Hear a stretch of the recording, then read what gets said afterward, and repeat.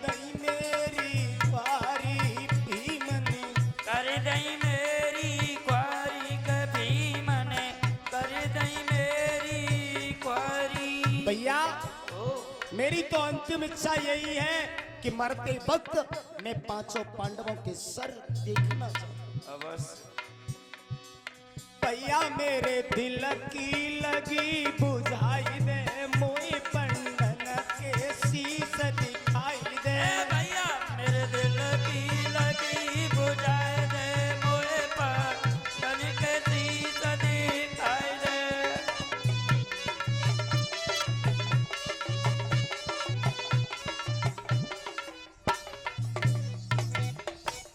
एकदम से द्रोणाचार्य का पुत्र अश्वत्थामा कहने लगा, मित्र हम तुम्हारी ये ख्वाहिश जरूर पूरी करेंगे। इधर भगवान ने देखा तो भगवान तो सब कुछ जानने वाले हैं प्यारे, पांचों पांडवों को लेकर के उस दिन शिविर से कहीं दूर चले गए। इधर अश्वत्थामा पहुंचा, उस शिविर में पहुंचा जहां पर पांचाली द्रौपदी के पांचों पुत्र लेटे हुए हैं। दुशासन अश्वत्थामा ने उसी समय उन पांचों सोते हुए बच्चों के सरों को काटा और काटने के बाद में महाराज अश्वत्थामा लेकर के दुर्योधन के पास में पहुंचा। मित्र ले बोले, दुर्योधन कहने लगा, बोले भैया इसमें से मुझे भीम का सर दे दे। एक बच्चे का चेहरा भीम से मिलता था, वही सिर उठा करके दिया और जैसे ही देखा हाथ से मसला, वो सर टुकड़ों में परिवर्तित हो गया। समझ गया कि ये भीम नहीं हो सकता, क्योंकि ये भीम का सर इतना कोमल नहीं हो सकता।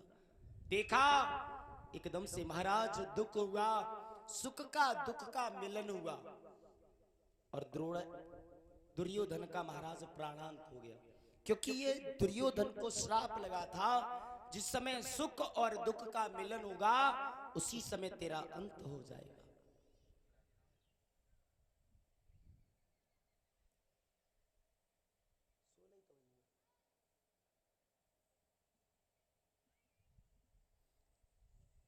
आज दुर्योधन का अंत हुआ।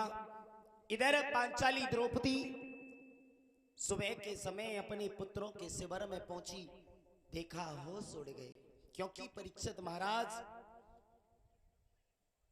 बच्चों के धड़ पड़े हैं, सर नहीं है।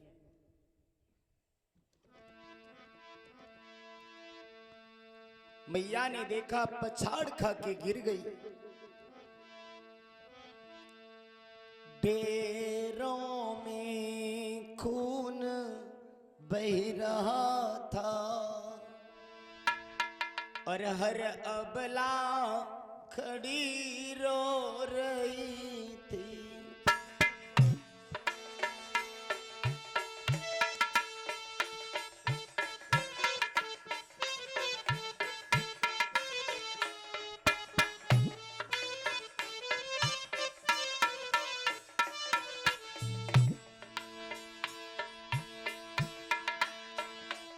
डेरों में खून बह रहा था,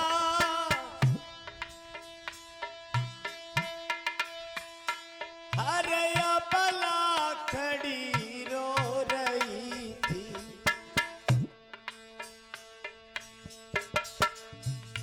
द्रौपदी बाल बिखराई भई, लालों पे पड़ी रो रही थी।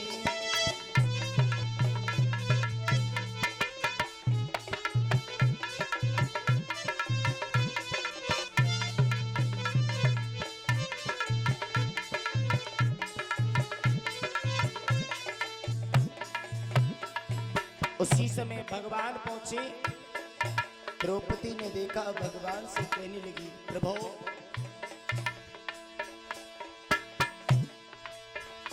माधव के आते ही बोली, आओ माधव पे बाकी है। ए माधव के आते ही बोली,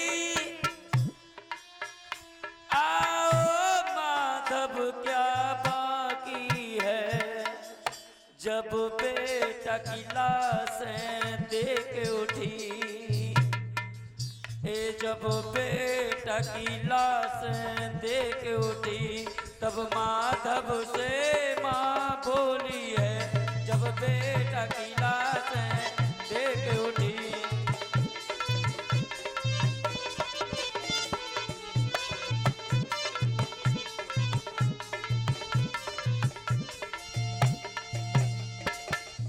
आज द्रौपदी रोकर के कहने लगी प्रभु कुछ और बाकी है।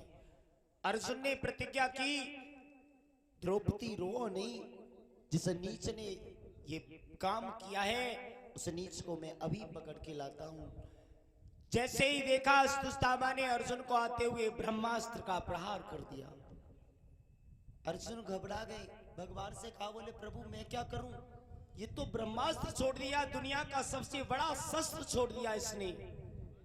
भगवान कहने लगे बोले अगर उसने ब्रह्मास्त्र छोड़ा है तो तुम भी ब्रह्मास्त्र छोड़ दो।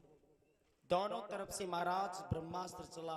दुर्वासा ऋषि ने देखा, दोनों को रोक लिया। अस्तुस्तामा से कहा इसे वापस करो, इससे तुम दोनों की युद्ध में महाराज इस पूरी सृष्टि का ही नाश हो जाएगा। अस्तुस्तामा कहने लगा बोले महाराज मुझे ब्रह्मास्त्र रोकना नहीं आता, छोड़ना जानता हूं। अर्जुन ने ब्रह्मास्त्र को वापस किया है। इधर अस्तुस्तामा को पकड़ करके अर्जुन पांचाली द्रौपदी के सामने पहुंचे। अस्तुस्तामा सर नीचे किए हुए खड़ा है। अर्जुन कहने लगे बोल द्रौपदी इस नीच का क्या करूं। जैसे ही देखा पांचाली द्रौपदी कहने लगी बोले महाराज इसे छोड़ दो। क्यों महाराज, पहली बात तो ये है कि मेरे तो 5 पुत्र चले ही गए और ये भी किसी मां का पुत्र है। अगर इसे मार दोगे तो इसकी मां को बहुत बड़ा होगा। और द्वितीय बात ये है महाराज, ये तुम्हारे गुरु का पुत्र है, एक ब्राह्मण पुत्र है। और महाराज एक ब्राह्मण को मारने के 100 गाय की हत्या का महाराज पाप लगता है। भगवान से पूछा क्या करें। भगवान कहने लगे बोले अर्जुन प्रथम बात ब्राह्मण को मारना पाप है और द्वितीय बात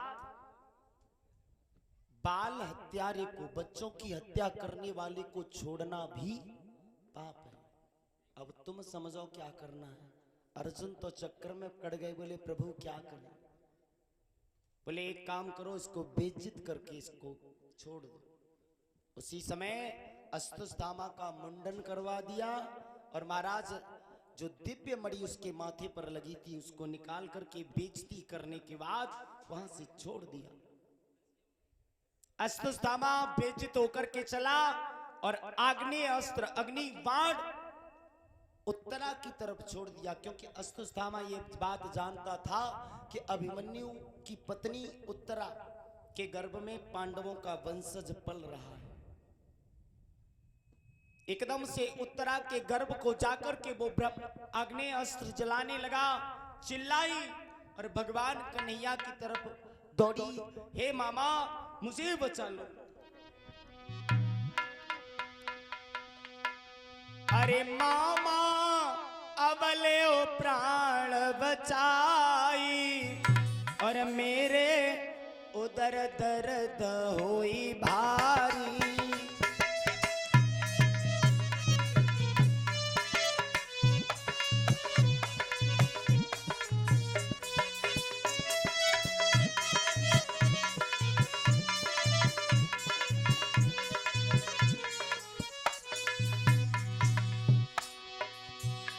अरे उदर दर्द होई भारी, मेरे उदर दर्द होई भारी।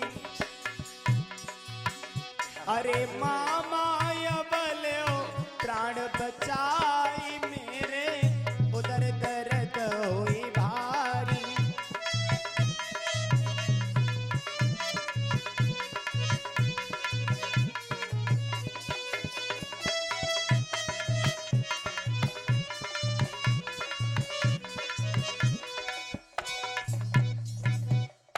भगवान कन्हैया ने जैसे ही उत्तरा की टेर को सुना तो भगवान कन्हैया एक रूप से जाकर के गर्भ में पहुंचे और उस संतान की रक्षा की।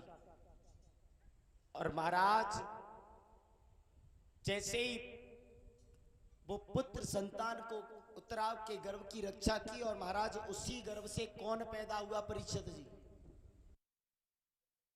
ये देख रहे हैं कि मुझे सब कोई दिखाई दे रहा है और वो छवि दिखाई नहीं दे रही है जिसने गर्भ में मेरी रक्षा की, यानी परीक्षा कर रहे हैं। उसी समय उनका नाम पड़ गया परीक्षित। महाराज इधर जब परीक्षित बड़े हुए, पांचों पांडवों ने इधर भगवान कन्हैया गोलोक धाम को चले गए, पांचों पांडव भी महाराज हिमालय पिघलने के लिए चले। एक एक करके महाराज पांचों पांडव, चारों पांडव और पांचाली द्रौपदी गल गई।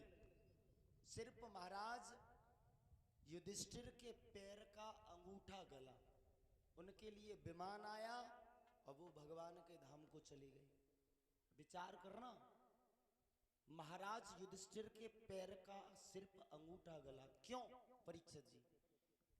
क्योंकि युधिष्ठिर जी अपनी जिंदगी में कभी भी झूठ नहीं बोले थे। सिर्फ एक बार झूठ बोले। कब? जब द्रोणाचार्य महाराज ने महाराज बेटे को मार दे और फिर मैं तेरी बात का विश्वास कर ही नहीं सकता हूं। अर्जुन चिल्लाने लगे, बोले अर्जुन तू भी नहीं सच बोल सकता है, तू भी झूठ बोलता है। भगवान कन्हैया ने कहा, बोले हाँ अश्वत्थामा मारा गया। द्रोणाचार्य जी कहने लगे, प्रभु तुमसे बड़ो तो झूठा जा दुनिया में कोई है ही ना। हाँ? बोले फिर? बोले अगर मुझसे युधिष्ठिर कह दे कि मेरा पुत्र मारा गया है तो मैं मान लूंगा। भगवान कन्हैया युधिष्ठिर के पास में पहुंचे, बोले तुम कह दो तो ही बाबा जी को मारा जा सकता है, नहीं न तो बाबा मरेंगे नहीं और हमें लगता है युद्ध भी नहीं चलेगा, खत्म हो जाएगा। बोले तुम सिर्फ झूठ बोल दो। बोले मैं नहीं बोल सकता। उसी समय पुनः पुनः निवेदन किया तो युधिष्ठिर जी कहने लगे, बोले अश्वत्थामा गुरुजी मारा गया, नर हो या हाँ। लेकिन उसी समय जैसे ही नर तो कह दिया, लेकिन अगला शब्द निकाला सोई भगवान कन्हैया ने शंख बजा दिया। समझ नहीं पाए भगवान। उसी समय गुरुदेव गुरु द्रोणाचार्य समाधिस्थ अवस्था में बैठ गए। धृष्टद्युम्न ने जाकर के उनका सर काट दिया। एक बार झूठ बोले और वो भी झूठ भी बोले और नहीं भी बोले, तब जाके उनके पैर का अंगूठा गला। अब परीक्षित महाराज विचार करियो, जब वे जिंदगी में एक बार झूठ बोले तब इनके पैर को अंगूठा गलो, और हम तुम दिन में कम से कम क्या बार झूठ बोलते होंगे। और जब से जे फोन चले हैं यूं भैया, तब ते तो झूठ की तादाद ही खत्म हो गई है। बिल्कुल खड़े गांव में बोले बस आए गए भीखेपुर पे, ये चौराहे पे खड़े हैं। अब बताओ हम और आप जिंदा हैं या फिर मरे हुए? बैठे हो लेकिन महाराज जिंदा ना हो हम तुम। एक कवि बहुत सुंदर बात कहते हैं, मरे और जिंदा की पहचान बताते हैं। बताया,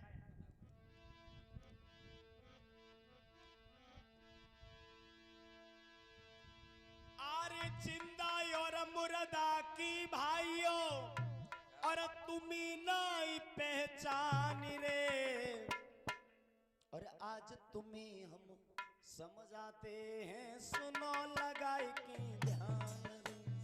आज तुम्हें हम समझाते हैं सुनो लगाए के ध्यान रे।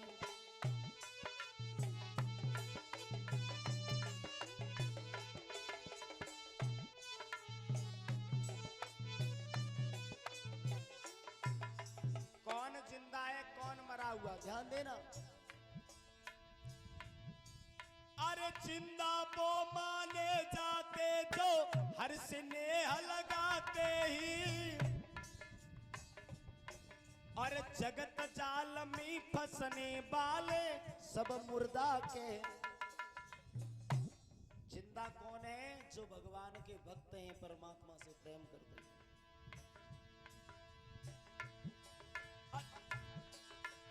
जिंदा वो माने जाते जो हर्ष प्रेह लगाते ही, और जगत जाल में फंसने वाले सब मुर्दा कहलाते हैं। और भैया बताया,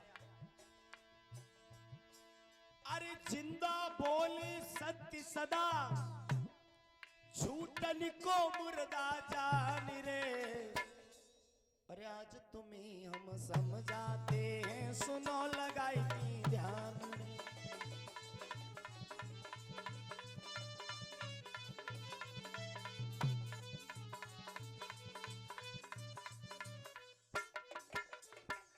महाराज जैसे ही पांचों पांडव गल गए, इधर परीक्षित इंद्रप्रस्थ के राजा हुए।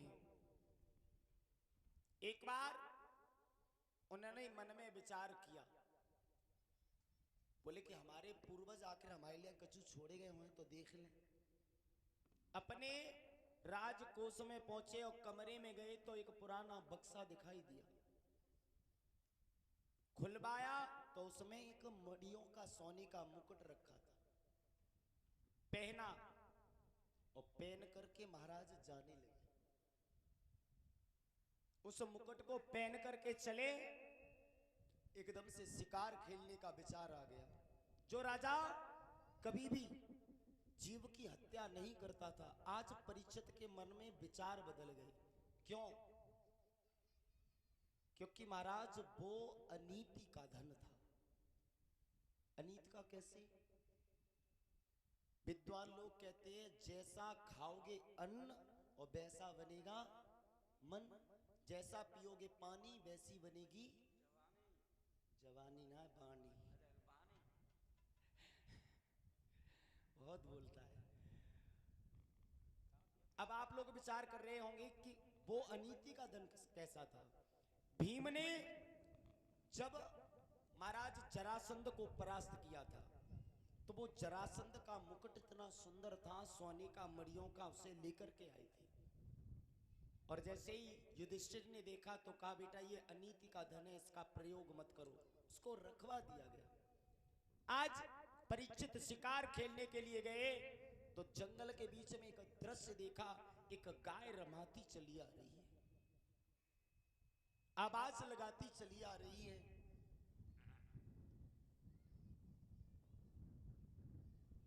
और यहां से आगे की कथा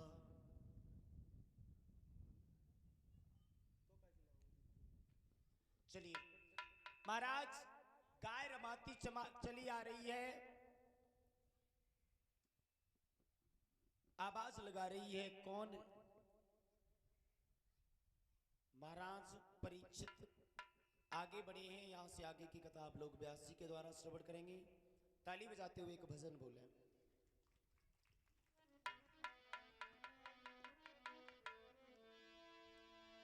अरे ना राम नाम लीनो, अरे ना हरि को नाम लीनो, अरे तेनी भरी जबानी में, और तू डूबी के मर जा रे चुल्लू भरी पानी में।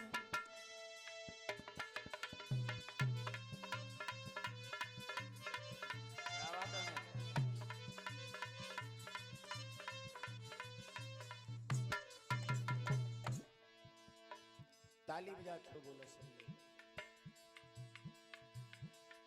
ना राम नाम लीनो तेनी भरी जबानी में, तू डूबी के मर जा रे चुल्लू भरी पानी।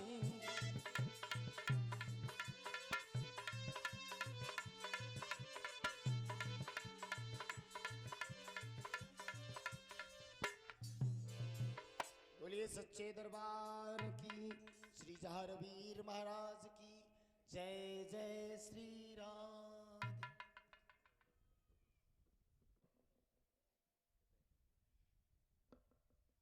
विनाशाय श्री कृष्णाय वयं नमः।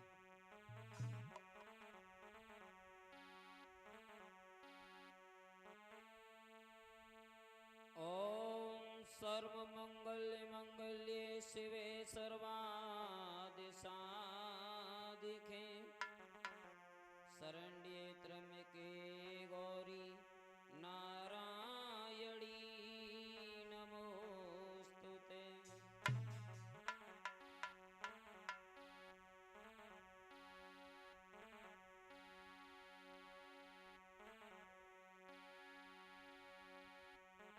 ओम गजाननं भूतगणाधिसेवितं कपित्थजम्बो फलचारुभक्षणम् उमासुतं शोकविनाशकारकं नमामि विघ्नेश्वरपादपङ्कजम्।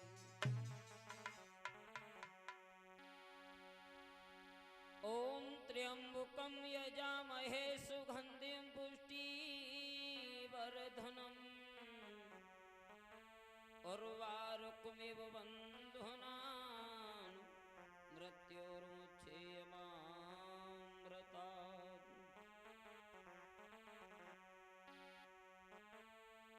जय जय श्री राधे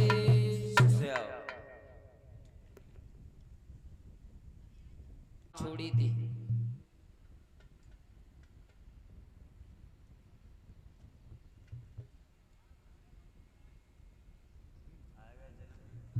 है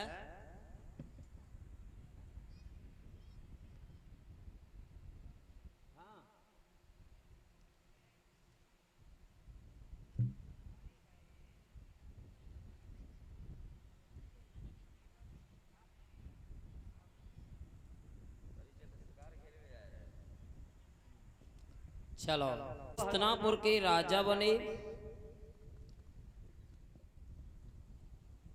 पांचों पांडव परीक्षित लाल को हस्तिनापुर का राजा बना करके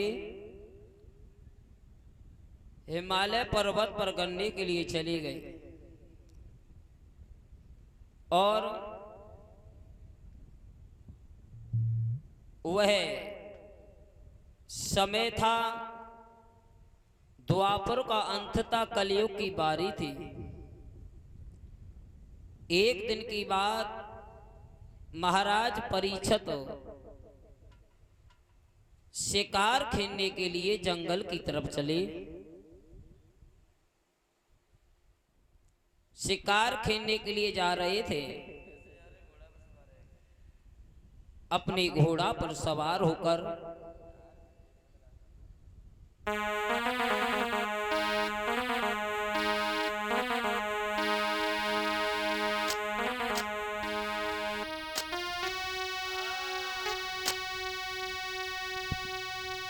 कि एक दिन की बात,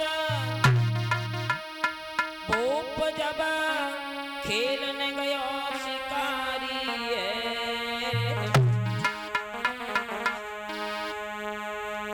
जंगल में शिकार को घूम रहो, कोई शिकार नजर नहीं आई है।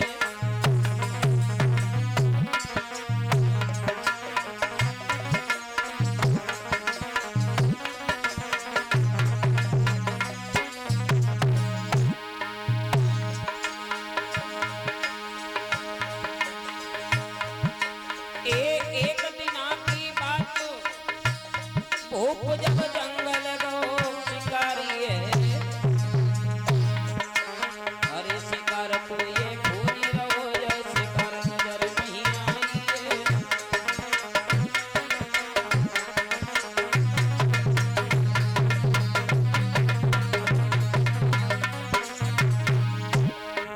शिकार खेलने गए परीक्षित महाराज, तो शिकार को खोज रहे हैं, लेकिन हुआ क्या? एक उन्होंने दृश्य देखा, एक बड़ी बूढ़ी गाय माता रमाती हुई, थर्राती हुई, चिल्लाती हुई चली आ रही है।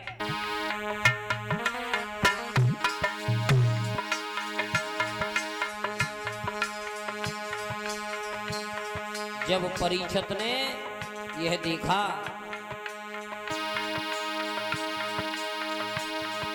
थर्राती रहमाती गाय माता कुछ अटकती है, कुछ चलती है। कुछ रमाती है, चिल्लाती है, बिलखाती है, तड़पाती है।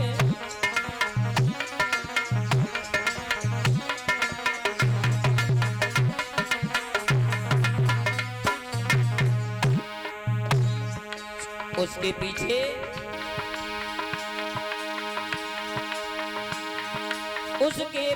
एक बूढ़ा बैल,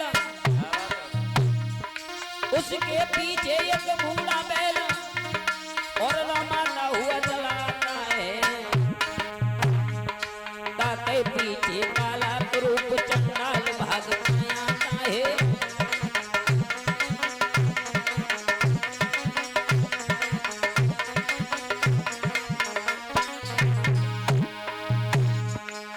आगे गाय, पीछे एक बैल है, उसके पीछे काला करूप चांडाल है। आहा, क्या दृश्य देख रहे हैं परीक्षित। जब उसका मूसल पड़ता है, जब उसका मूसल पड़ता है तो भूमंडल हिल जाता है।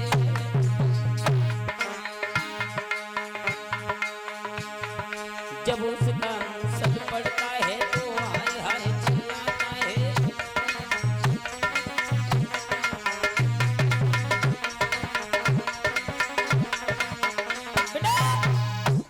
आज देखा कि एक गाय, एक बैल और काला करूप चांडाल है, उसके हाथ में हल मूसल है।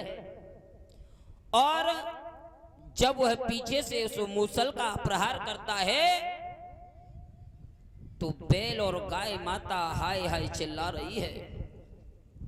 श्रोता बंधुओं, आज यह दृश्य देखा है जब परीक्षित महाराज ने तो शिकार खेलना तो भूल गए और विचार देखो, जो जीवों की शिकार करने आया आज वह रक्षक बन गया।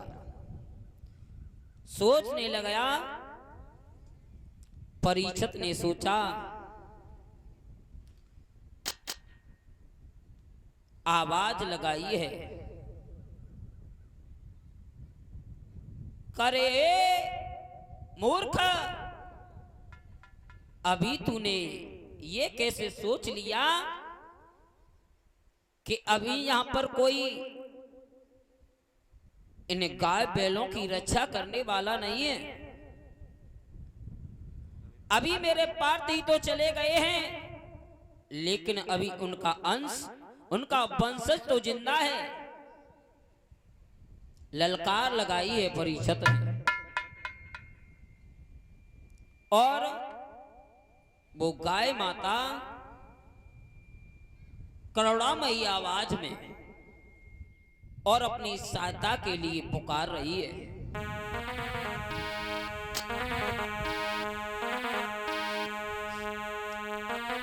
कौन है आज मेरी लाज बचाने आए, कहने लगी,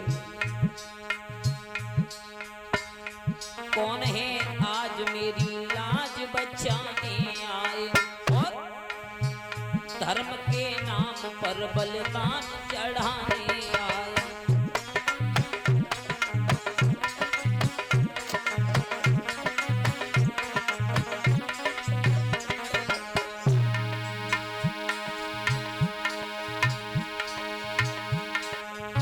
कौन है आज मेरी लाज बचाने आए, कौन है आज मेरी लाज बचाने आए, लाज बचाने आए।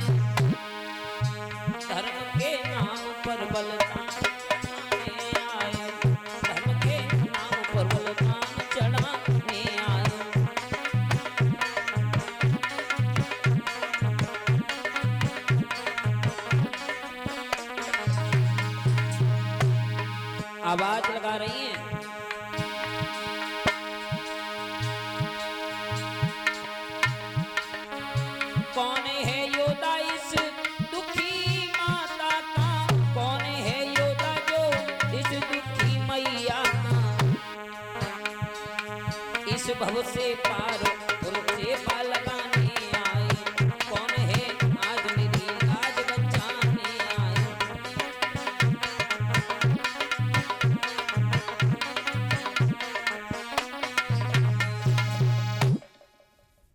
कौन है आज जो मेरी लाज बचाने आए। धर्म के नाम पर बलिदान चढ़ा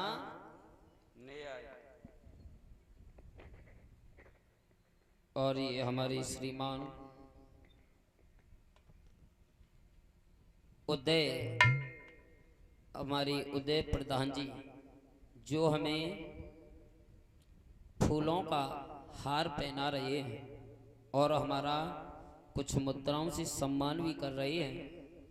कामना करेंगे भगवान से कि भगवान ये हमें हार पहना रहे हैं, भगवान इन्हें भी समाज में ऐसे ही सम्मान मिले और अपने इस समाज में अपना नाम रोशन करें। बाबा से यही कामना है। इसी प्रकार आगे चलकर ऐसे ही पद को ग्रहण करते रहें, यही हमारी आशा और आकांक्षा है। बोलिए जहर वीर महाराज की। आज भक्तों, इस प्रकार जब गौ माता ने आवाज लगाई है, महाराज परीक्षित ने मैया की करुणामयी आवाज को सुना है। कहने लगे हैं, आप कौन हो, क्यों चिंता करती हो, हमारे जीते जी आपका कोई बाल बाका नहीं कर सकता। गाय माता ने कहा कि हे राजन, जो आप हमें साधारण गाय समझ रहे वो नहीं है हम। बताया मैं गाय नहीं पृथ्वी हूं। बैल ने बताया मैं बैल नहीं धर्म हूं। महाराज, हमारे इस दुख का कारण ये कलयुग है। ये काला कुरूप चांडाल है। जब त्रेता शतयुग द्वापर था, जहां धर्म की चर्चाएं हुआ करती थी और धर्म के कार्य हमेशा तत्पर रहा करते थे, जहां पर कोई भी गलत संगति नहीं हुआ करती थी। लेकिन इस कलयुग के आते ही यहां पर इस कलयुग में जुए, शराब, वेश्याओं के घर जाना, दारू पीना, ये तरह के तमाम दो विचार हैं। इन बेविचारों को देखकर मैं इस भार को सहने में असमर्थ हूं। वैसे तो मैं सारे बोझा को ढोल रही हूं, लेकिन इस बोझा से मैं बहुत ही थक गई हूं। इसलिए हे राजन, हम सहायता के लिए और इधर उधर घूम रहे हैं। परीक्षित महाराज ने जब यह सुना, परीक्षित ने कहा, आप चिंता ना करें। अरे, मेरे पूर्वजों ने हमेशा धर्म के कार्य किए और मैं भी उनका वंशज हूं। आप चिंता ना करो,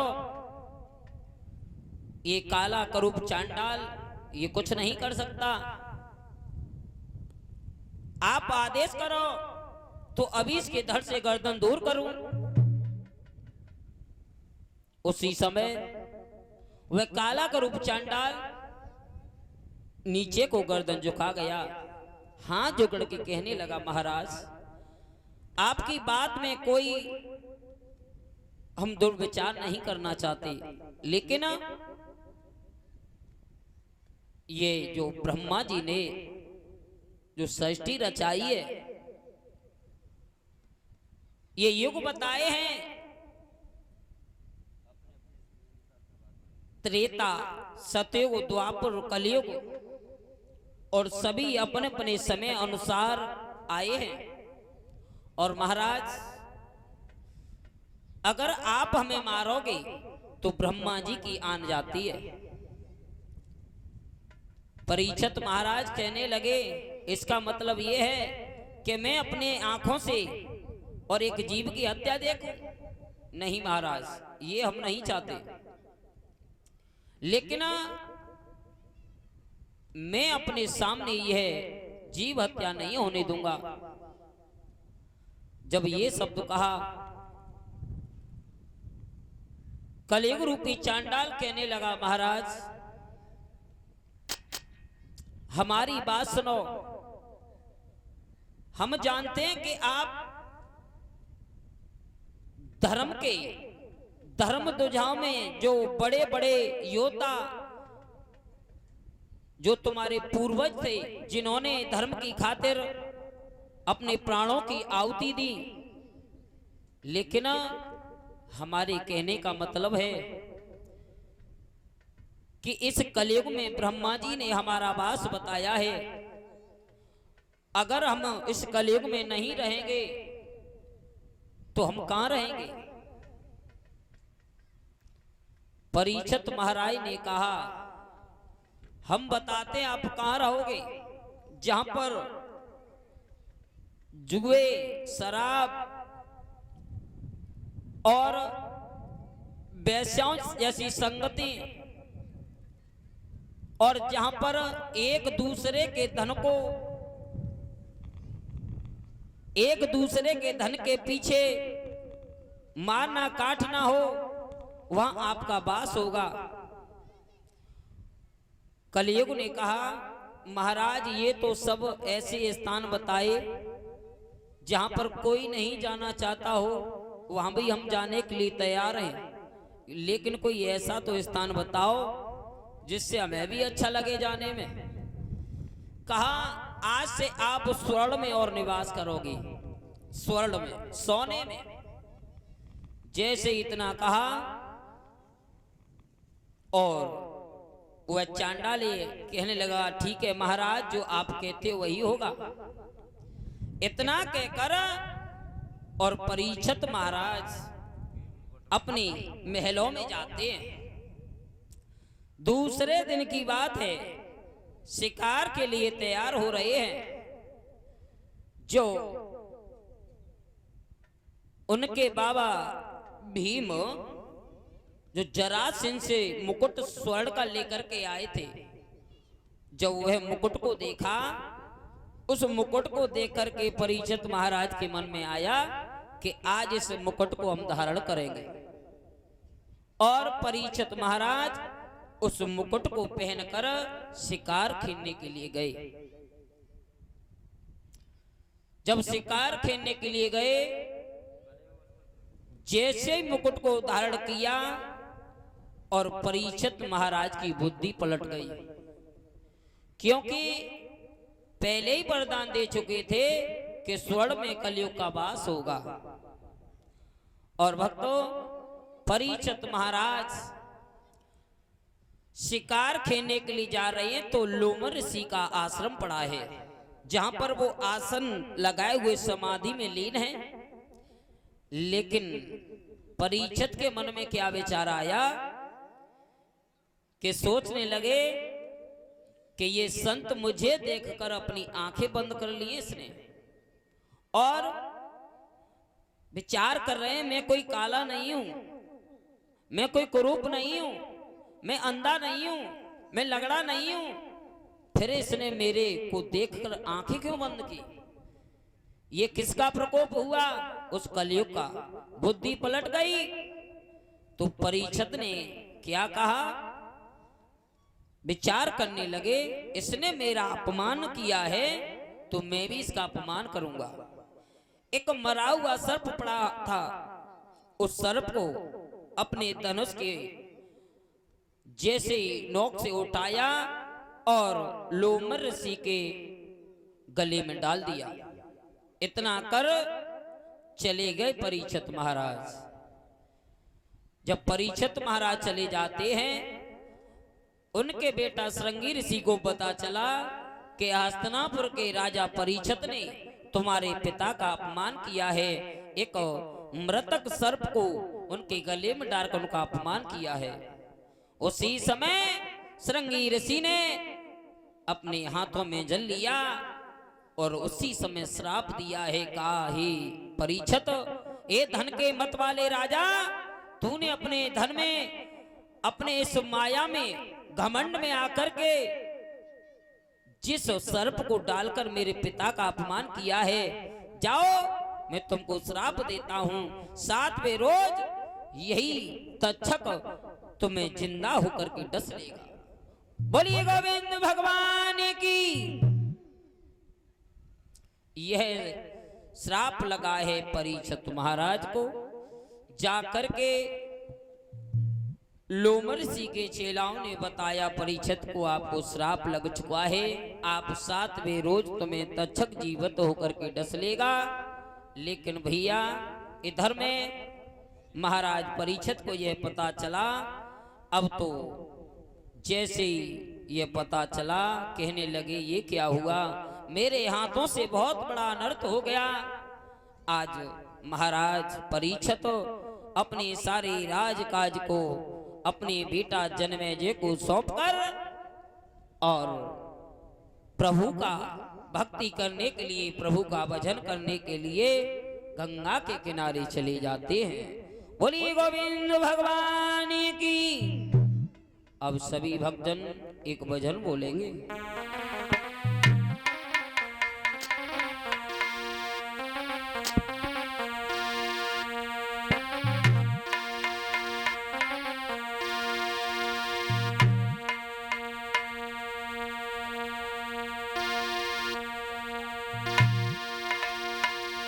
अरे ईश्वर तेरे हाथ में कलम और करम मेरो रुचि रुचि लिखी और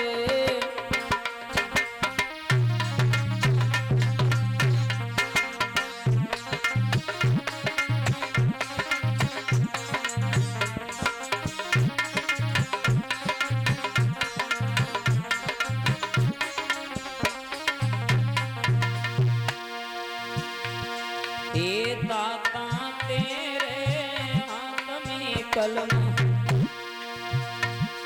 करम मेरो रुचि रुचि लिखियो रे। ईश्वर तेरे हाथ में कलम करम मेरो रुचि रुचि लिखियो रे।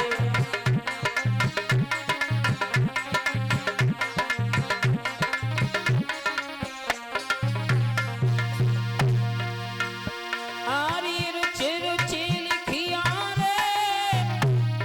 करम मेरो रुचि रुचि लिखियो रे। ईश्वर तेरे हाथ में कलम करम मेरो रुचि रुचि लिखियो रे। गुर तेरे हाथ में कलम करम मेरो रुचि रुचि लिखियो रे।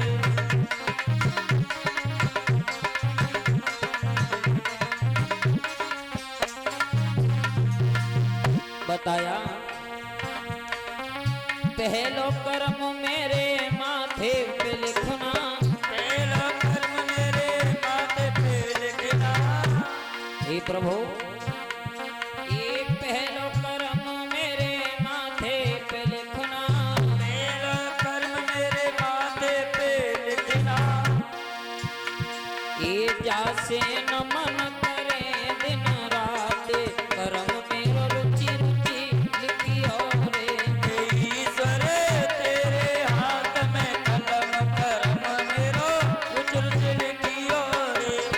सतगुर तेरे हाथ में कलम करम मेरो रुचि रुचि लिखियो रे। सभी भक्तजन ताली बजा करके भजन बोले। ईश्वर तेरे हाथ में कलम करम मेरो रुचि रुचि लिखियो रे। सतगुर तेरे हाथ में कलम करम मेरो रुचि रुचि लिखियो रे।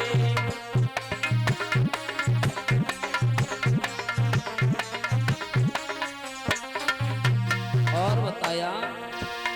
हे तू जो कर्म मेरी आंखों पे लिखना, तू जो कर्म मेरी आंखों पे लिखना, हे तू जो कर्म मेरी आंखों पे लिखना, तू जो कर्म मेरी आंखों पे लिखना। और जा से तरस करे दिन रात कर्म मेरो रुचि रुचि लिखी और ईश्वर तेरे हाथ में कलम कर्म मेरो रुचि रुचि लिख देना। ये सतगुर तेरे हाथ में कलम कर्म मेरो रुचि रुचि लिखियो रे। ए रुचि रुचि लिखी और कर्म मेरा रुचि रुचि लिखी और दाता तेरे हाथ में कलम कर्म मेरो रुचि रुचि लिखी और ये सतगुर तेरे हाथ में कलम कर्म मेरो रुचि रुचि लिखियो रे। ईश्वर तेरे हाथ में कलम कर्म मेरो रुचि रुचि लिखियो। और तीजो कर्म मेरी ये व्याप लिखना, जो कर्म मेरी चिप्या पे लिखना, ये तीजो कर्म मेरी जीव पे लिखना, जो कर्म मेरी चिप्या पे लिखना। हे वासे भजन करे दिन रात कर्म मेरो रुचि रुचि लिखियो रे। ये जाते भजन करूं दिन रात कर्म मेरो रुचि रुचि लिखियो रे। ईश्वर तेरे हाथ में कलम कर्म मेरो रुचि रुचि लिखियो रे। ईश्वर तेरे हाथ में कलम कर्म मेरो रुचि रुचि लिखियो रे।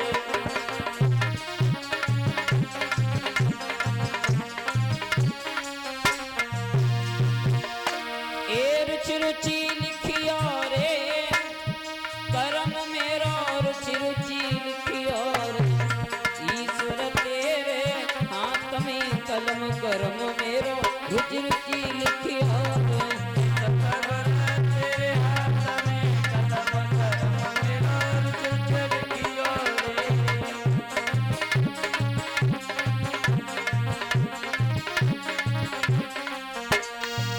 बोलिए जहरवीर महाराज की। आज धर्म जब वो महाराज परीक्षित और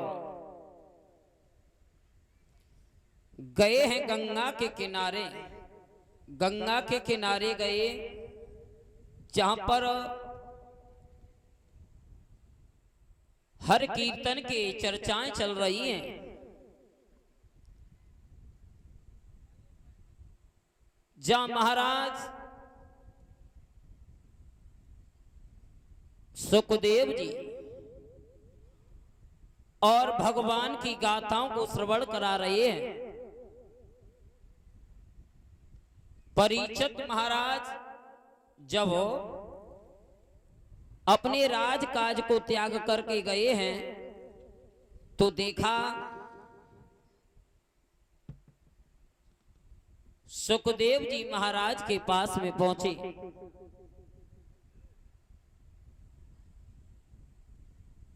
सुखदेव जी महाराज के पास में पहुंचे हैं और परीक्षित महाराज कुछ उदास चेहरा में हैं। सुखदेव ने परीक्षित को देखा, पूछने लगे आप कहां से आए हो, कौन हो? महाराज परीक्षित हाथ जोड़ करके कहने लगे, प्रभु मैं हस्तिनापुर का राजा परीक्षित हूं,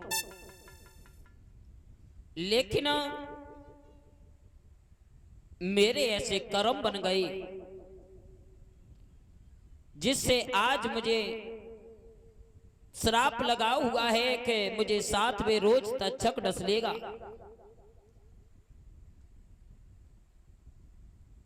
सुखदेव जी कहने लगे, तो आप अपने मौत से दुखी हो, इसका मतलब आप मरना नहीं चाहते हो। सुखदेव जी समझाने लगे, कहने लगे हैं कि राजन एक बात सुनो। बोलो महाराज। आपको श्राप लगा हुआ है कि 7वें रोज आपको तक्षक डस लेगा। हाँ महाराज। लेकिन एक आप बात नहीं जानते हो, इस सृष्टि में, इस संसार में भगवान ने भी दिन 7 ही बनाए हैं। अच्छा। और इन्हीं 7 दिन में प्राणी को आना है और इन्हीं 7 दिन में जाना है। परीक्षित को ही नहीं, हर जीव को श्राप लगा हुआ है। तो महाराज, हाँ, मैं ऐसा कुछ चाहता हूँ कि जब मैं शरीर छोड़ करके जाऊं तो मैं अधर्म की मौत ना मरूं, मेरा नाम हमेशा के लिए अमर हो जाए। अच्छा, हाँ। आप अधर्म की मौत नहीं मरना चाहते हो। हाँ महाराज। तो इसका तो केवल एक ही सार है कि आप कथाओं का पान करो। महाराज, हाँ, आप हमें कथा सुनाने की कृपा करें। तो हमारी बात सुनो पहले। हम कथा तो सुनाएंगे, लेकिन उससे पहले हमारी जो बातें उनको विशेष ध्यान लगा करके सुने। परीक्षित महाराज, अभी आप परीक्षित हो, कथा का अनुष्ठान करवाया है आपने। पहली बात तो ये है कि आप कथा के समय तुम्हारा ध्यान कहीं नहीं होना चाहिए कि घर पे क्या हो रहा है, क्या होने वाला है। वहां से को रिश्तेदार आ रहे हैं तुम्हारे, कौन जा रहे हैं, कहाँ कार्ड पहुंचानी है, ये सब हमारे प्रधान जी का काम है, वो करेंगे। तुम्हें केवल कथा पर ध्यान देना है। और किसी भी ऊंच नीच का भाव नहीं होना चाहिए। कैसा?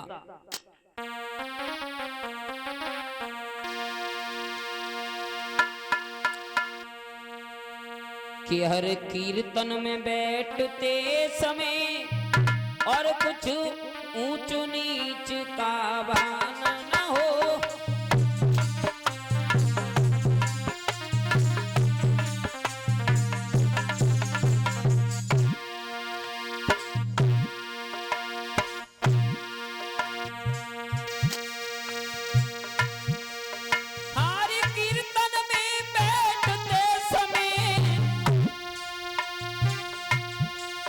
कुछ ऊंच नीच का ध्यान न हो।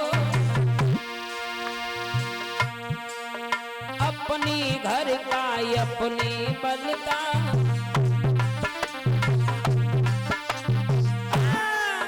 अपने घर का अपने बल का, अपने धन का अपमान न हो।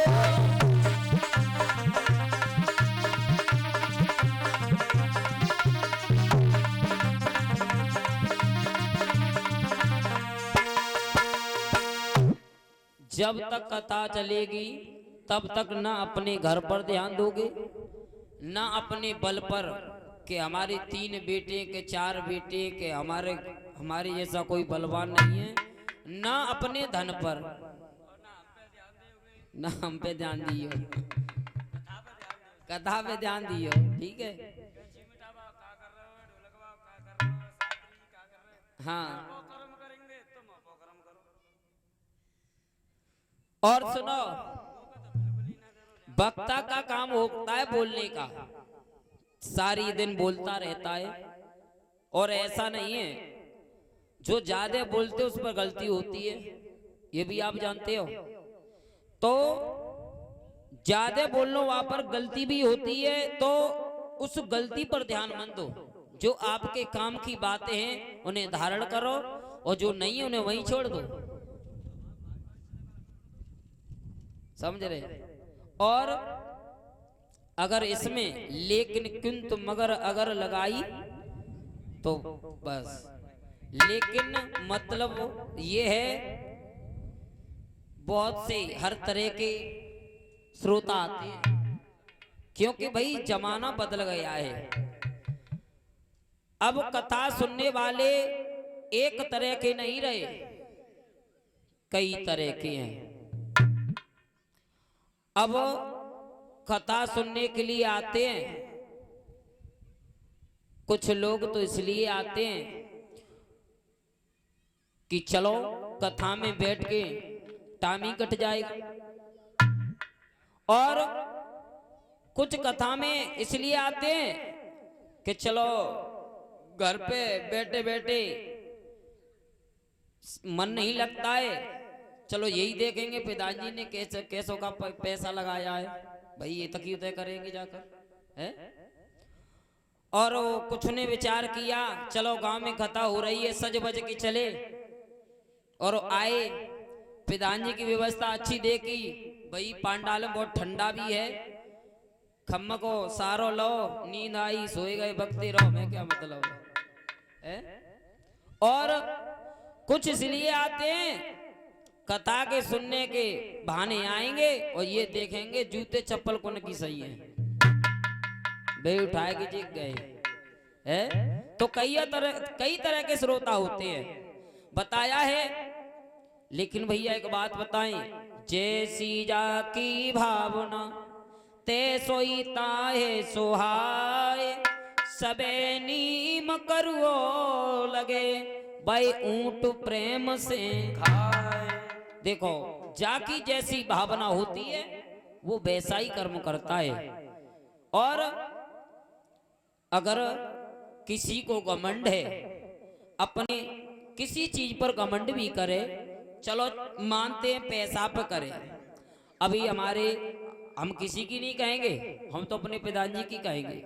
अभी वो पिताजी हैं और वे घमंड करें हम पे बहुत सारा पैसा है, तो पैसे से आप जिंदगी बना सकते हो, लेकिन पैसा जिंदगी नहीं बन सकता है।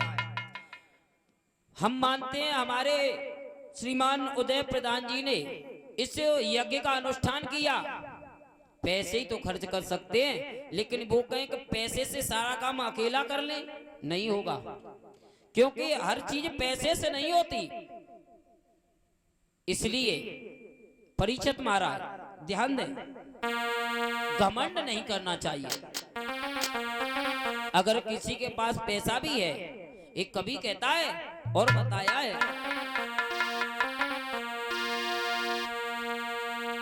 कि धन से भोजन मिल जाता। अगर आपके पास पैसा है, होटल पे चले जाओगे, बढ़िया बढ़िया खाना खाओगे, कि धन से भोजन मिल जाता, पर ये भूख नहीं मिलती।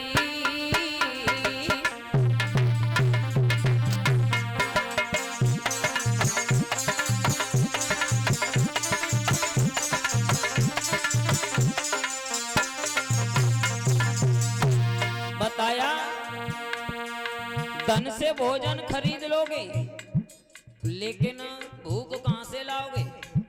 ये भी पैसे से खरीद लोगे। धन से भोजन मिल जाता,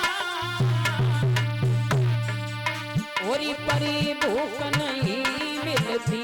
और धन से बिस्तर मिल जाते, बहुत अच्छे होटलों में जाकर के एसी रूम में सो जाकर पैसा हो तो, धन से बिस्तर मिल जाता, और पर नींद नहीं मिलती।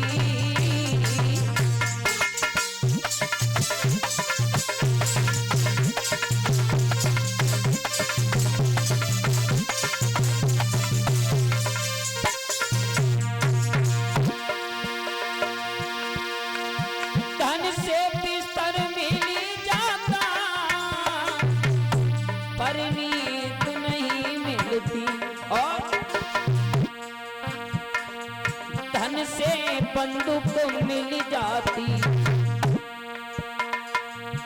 आपके पास धन है तो हाल